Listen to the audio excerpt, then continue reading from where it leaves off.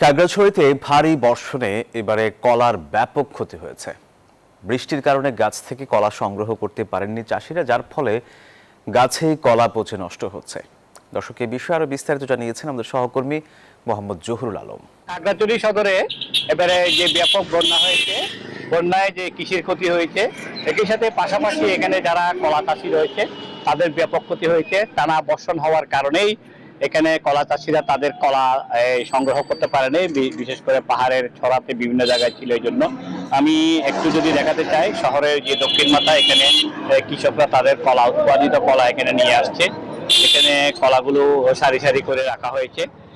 বিশেষ করে চাম্পা কলা, বাংলা সহ বিভিন্ন সবজি সহ বিভিন্ন কলা এখানে স্থান পেয়েছে।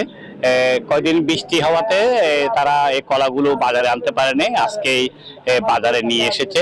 এখানে আমি যদি একটু কথা বলতে চাই, একজন এখানে কৃষক রয়েছেন, তার সাথে একটু কথা বলবো।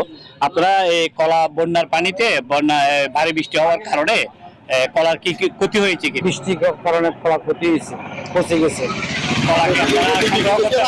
সংগ্রহ করতে পারেন কিছু পাচ্ছে বা কিছু নষ্ট হয়ে গেছে। এখন নিয়ে আসছে যে দাম কেমন?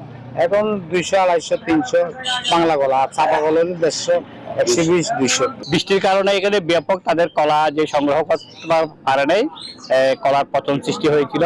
এখন কলা বাজারে নিয়ে এসেছে, দাম তেমন একটা নেই বললেই চলে। খাগড়াছড়িতে এবারে 7,343 জন কৃষকের ক্ষতি হয়েছে।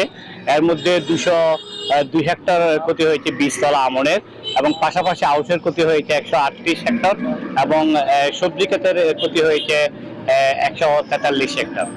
খাগড়াছড়ি সদরের কলা বাজার থেকে ছিল আমার সর্বশেষ তথ্য।